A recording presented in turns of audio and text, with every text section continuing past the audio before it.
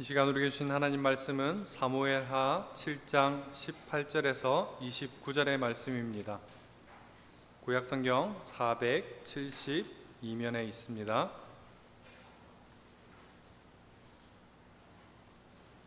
사무엘하 7장 18절에서 29절의 말씀입니다. 저와 한 절씩 교독하시겠습니다.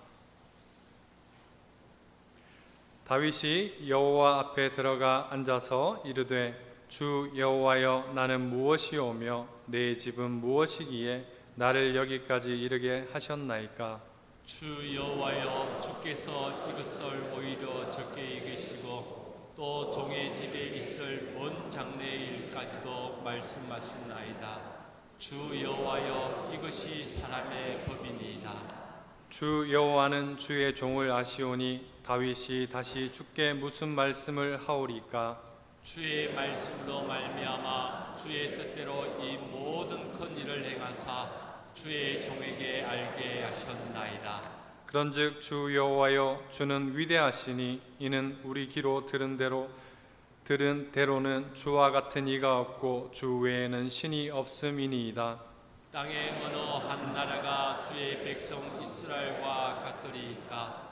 하나님이 가서 구속하사 자기 백성으로 삼아 주의 명성을 내시며 그들을 위하여 큰 일을 주의 땅을 위하여 두려운 일을 애국과 많은 나라들과 그의 신들에게서 구속하신 백성 앞에서 행하셨사오며 주께서 주의 백성 이스라엘을 세우사 영원히 주의 백성으로 삼으셨사오니 여호와여 주께서 그들의 하나님이 되셨나이다. 여호와 하나님이여 이제 주의 종과 주의 집에 대하여 말씀하신 것을 영원히 세우셔서 말씀하신 대로 행하사 사람이 영원히 주의 이름을 크게 높여 이르기를 만군의 여호와는 이스라엘의 하나님이라 하게 하옵시며 주의 종 다윗의 집이 주 앞에 견고하게 하옵소서. 만군의 여호와 이스라엘의 하나님이여 주의 종의 길을 여시고 이르시기를 내가 너를 위하여 집을 세우리라 하셨으므로 주의 종이 이 기도로 주께 간구할 마음이 생겼나이다. 주 여호와여 오직 주는 하나님이시며 주의 말씀들이 참되시니이다.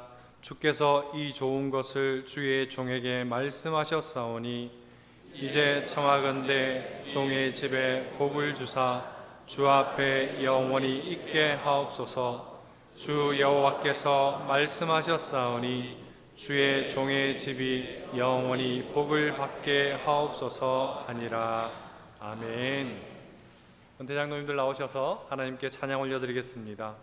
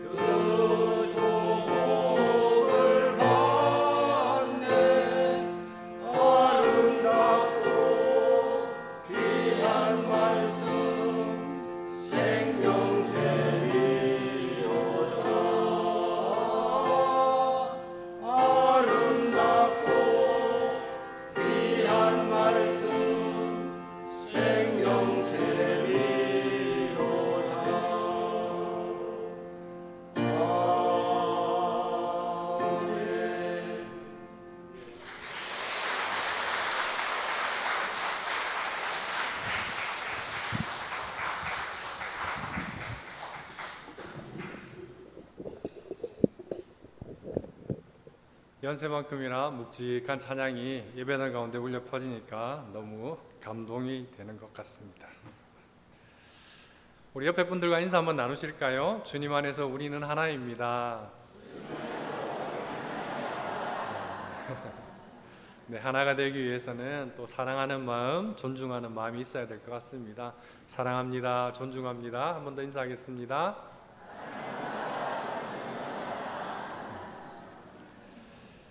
네. 미국 캘리포니아 북부에 세코야 국립공원이라는 곳이 있습니다. 제가 가보지는 않았습니다. 화면만 좀 찾아봤는데요. 이 공원에는 거대한 붉은 삼나무 숲으로 이루어져 있다라는 것을 보았습니다. 세계에서 가장 높은 나무가 여기에 있습니다. 그 나무의 높이는 120m를 넘습니다. 성인이 이렇게 팔을 벌려서 나무를 안았는데요. 한 15명에서 더 되는 분들이 이렇게 팔을 붙잡고 안고 있는 모습도 보았습니다. 그 높이가 120m니까 우리 아파트로 한 40층 가까이 되는 높이입니다. 그런데 특이하게도 이 거목들의 뿌리가 3m를 넘지 않는다고 합니다. 거센 바람이 불면은 뿌리채 뽑혀지고 넘어질 것 같지만 그렇지 않다고 합니다. 이유는 그 나무들의 뿌리가 서로 엉겨서 바람에 저항하고 서로가 넘어지지 않도록 지지해주고 있기 때문이라고 합니다. 하나님 안에서 우리는 하나라는 주제로 우리가 수련회를 마치고 왔습니다.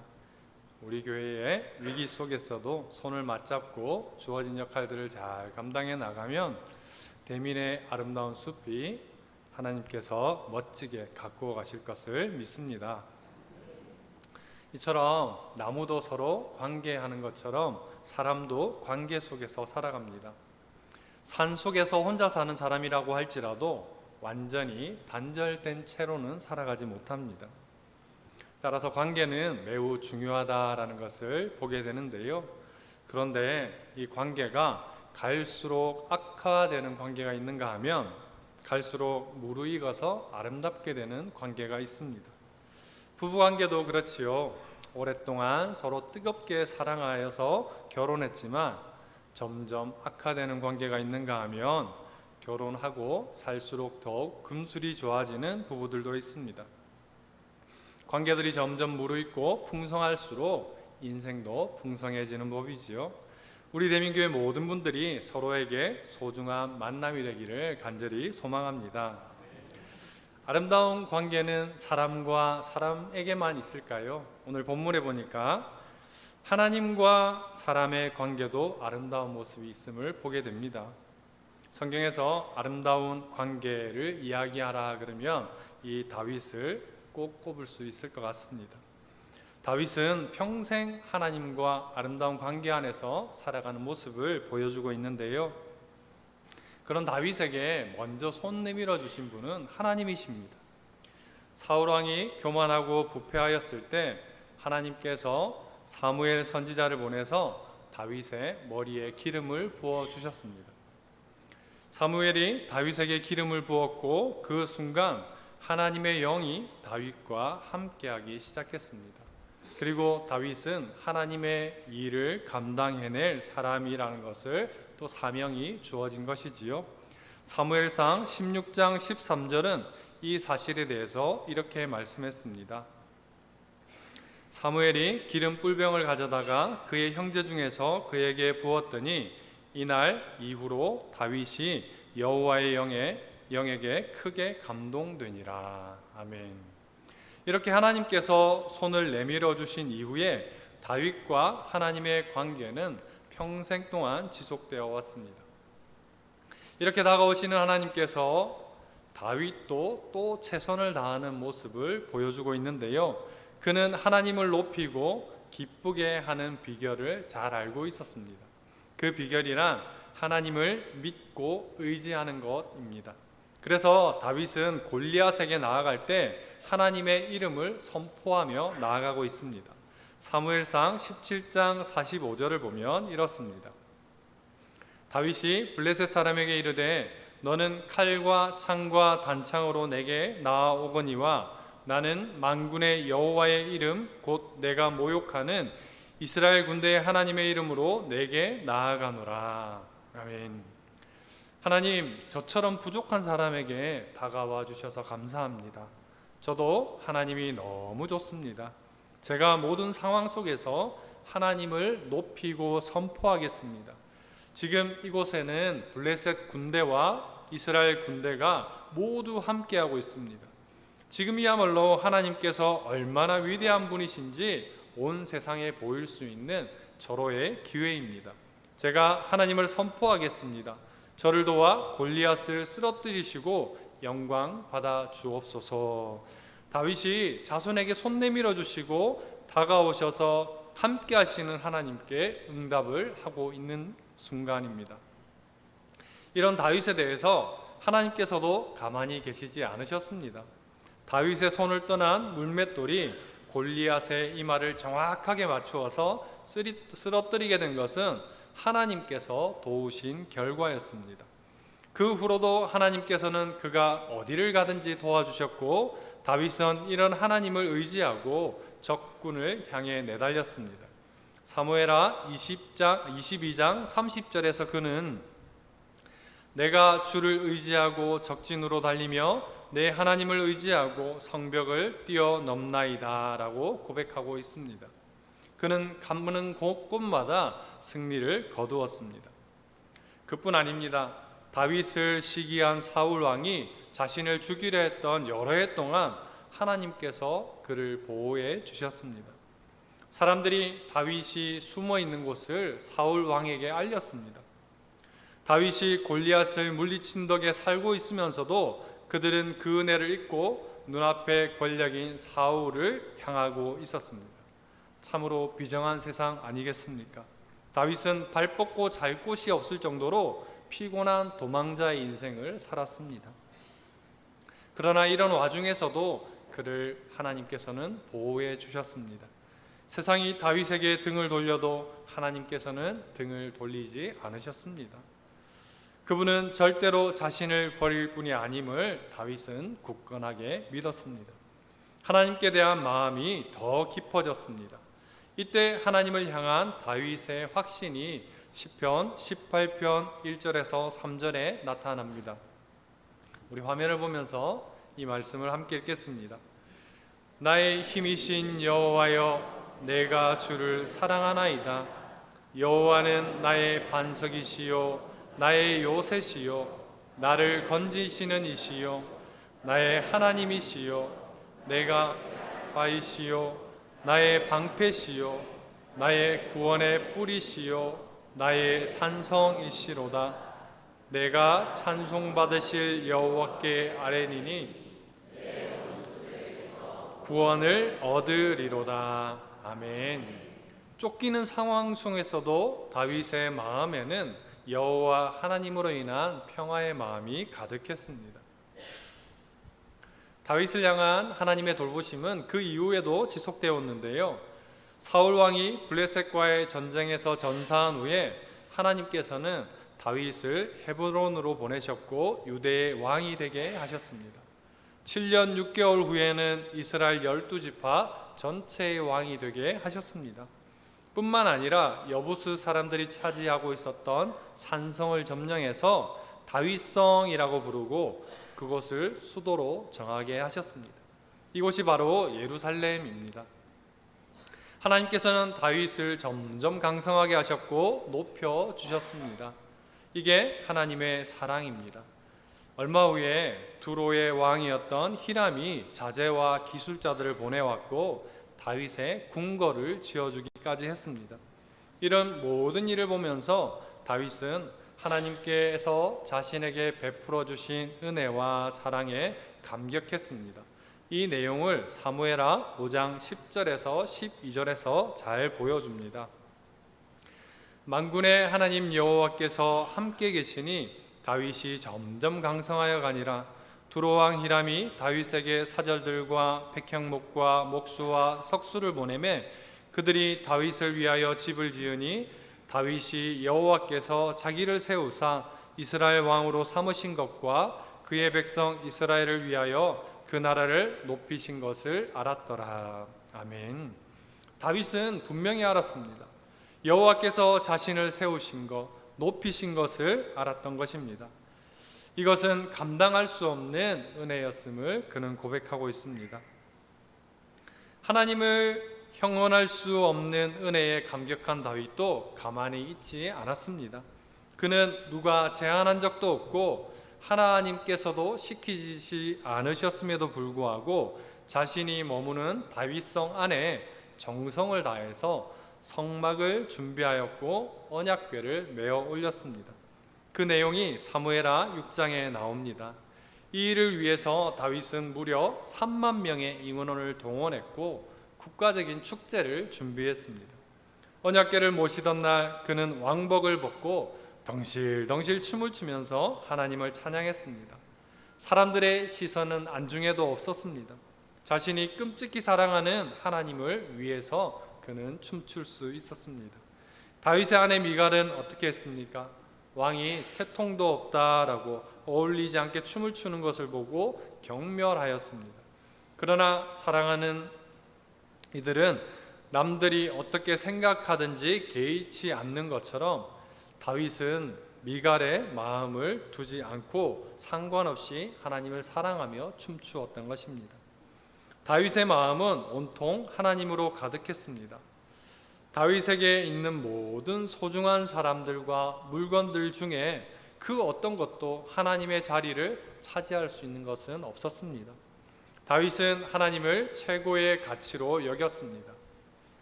예배를 영어로 worship이라고 합니다. 이 단어에는 가치를 의미하는 worth가 포함되어 있습니다. 그러므로 예배라는 것은 하나님께 드리는 최고로 가치 있는 행위입니다. 하나님께서 다윗에게 최고의 존재이셨습니다. 그는 하나님 한 분만으로 만족했습니다. 시편 17편 15절에서 다윗은 이런 마음을 담아서 이렇게 기록하고 있습니다. 나는 의로운 중에 주의 얼굴을 배우리니 깰 때에 주의 형상으로 만족하리이다. 아멘. 그뿐 아닙니다. 하나님의 은혜를 어떻게 갚을 것인가 라고 생각하던 다윗은 하나님을 위해 성전을 지을 생각을 하게 되었습니다. 하나님께서는 생전에 한 번도 성전을 지으라 말씀하신 적이 없었습니다. 순전히 다윗의 생각이었습니다. 하나님을 기쁘시게 할 수만 있다면 성전보다 더한 것도 하나님께 드리겠습니다. 이를 위해 제 전 재산과 제 모든 시간을 드리겠습니다 라는 것이 다윗의 마음이었습니다. 이에 대해 하나님은 어떻게 응답하십니까? 하나님께서는 다윗이 전쟁을 많이 치른 사람이기에 거룩한 성전을 짓기에는 부적합하다라고 말씀하십니다. 그러나 다윗의 그러한 마음에 대해서 크게 기뻐하셨습니다. 내가 이렇게 나를 경외하고 사랑하니 나도 내게 은혜와 복을 더하리라 라는 말씀으로 그를 사랑해 주셨습니다. 그 말씀이 사무엘하 7장 11절 중간부터 16절에 이 말씀이 나오는데요.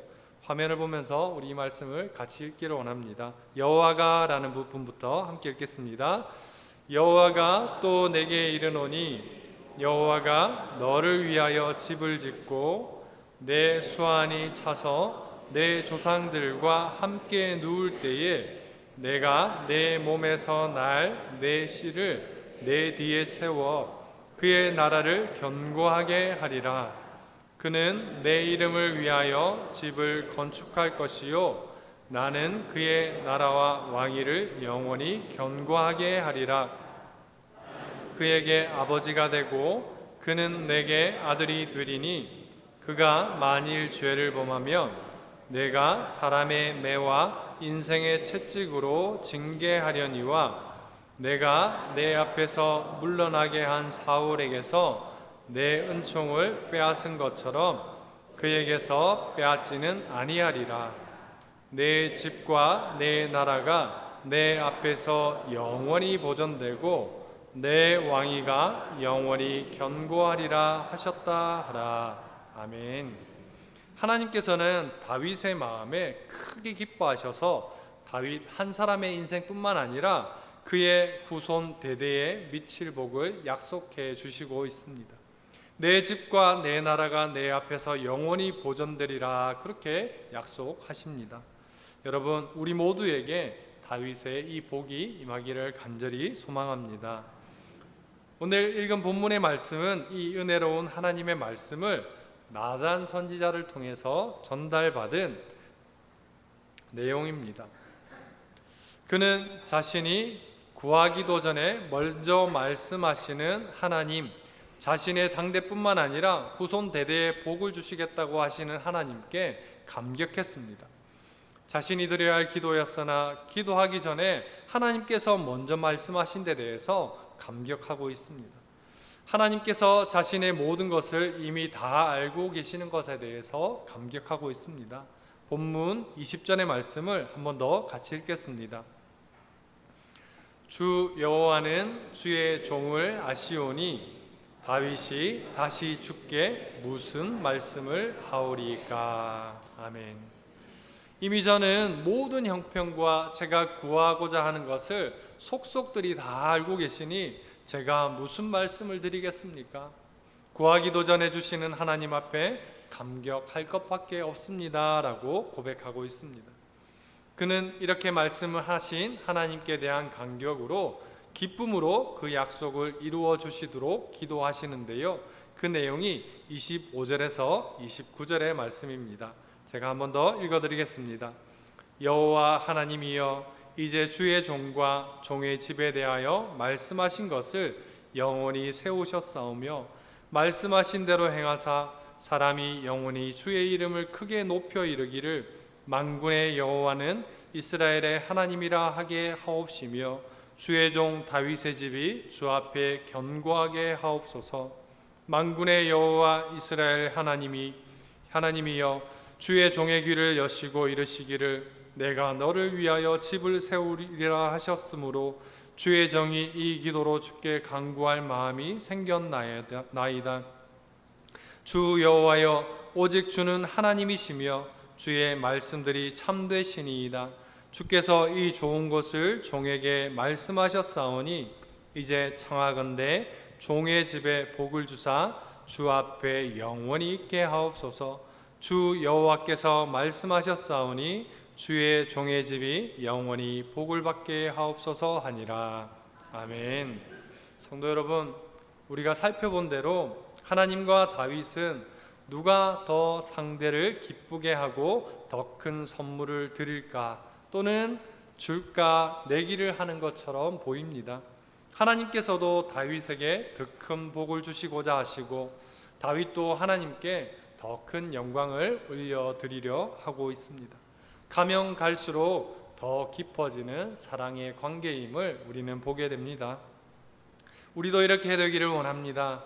처음 하나님을 믿을 때는 하나님과 우리의 관계가 마치 실처럼 얇은 관계 같다고 해도 세월이 지나면서 점점 더 굵어지는 밧줄같이 되어서 그 무엇도 하나님과 우리 사이를 끊을 수 없게 되기를 원합니다.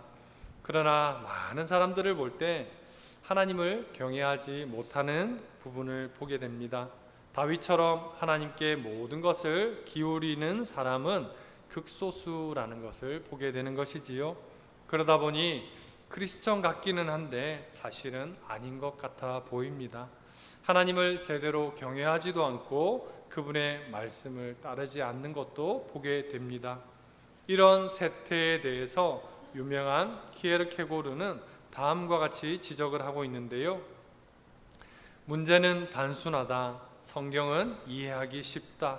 그러나 우리 크리스천들은 교활한 협작꾼 패거리이다. 우리는 말씀을 깨닫는 순간 즉시 그에 따라 행동할 의무를 갖게 된다는 것을 너무 잘 알기 때문에 이해하지 못하는 척한다. 성경에서 아무 말씀이나 꺼내라. 그리고 그 말씀에 따라 행동하겠다고 서약하는 것을 빼고 모든 것을 잊어라. 이렇게 말하고 있습니다. 여러분, 다윗처럼 하나님을 평생 경외하기를 소망합니다. 중간에 중단되어서는 안 되겠습니다. 그리고 세월이 갈수록 더 그 관계가 아름다워지기를 원합니다. 모든 것을 하나님 중심으로 하나님을 위해서 최선을 다하며 나아갈 수 있기를 원합니다. 우리가 꿈꾸는 교회를 수련회 때 했습니다. 그 내용 중에 다음 세대를 위한 꿈이 있었음을 보았습니다.